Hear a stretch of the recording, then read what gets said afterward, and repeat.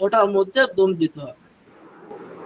সূরা ইয়াসিন শরীফ তেলাওয়াত করা হলে আমাকে আবার সূরা মুজাম্মিল, ইয়া আইয়ুহাল মুজাম্মিল কুমিল লাইলা ইল্লা কালিলা নিসফাহু ওয়া বিনকুস মিনহু কালিলা, এটা আমরা একবার পড়ব।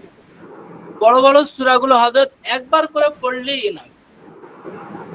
তাহলে আপনার মুনজিল হলো দরুদ শরীফের পরে, মুনজিল পড়ার পরে আমরা কি করব? সূরাতুল ইয়াসিন তেলাওয়াত করব, দম দিব। সূরা মুজাম্মিল তেলাওয়াত করব, পানিটার মধ্যে দম দিব। এরপরে আপনার কিনা সূরাতুল জিন তেলাওয়াত করব, এবং এই জায়গাটায় আপনাকে ফালাক আর নাস ৭১ বার করে তেলাওয়াত করতে হবে।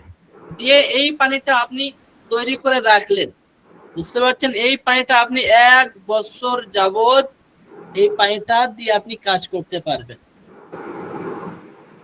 বুঝতে পারছেন হযরত? তাহলে এবার একটা একটা করে বলি, আপনারা বুঝতে পেরেছেন। ছাড় ছাড় করে বলে দিব, আপনারা লিখে নেন।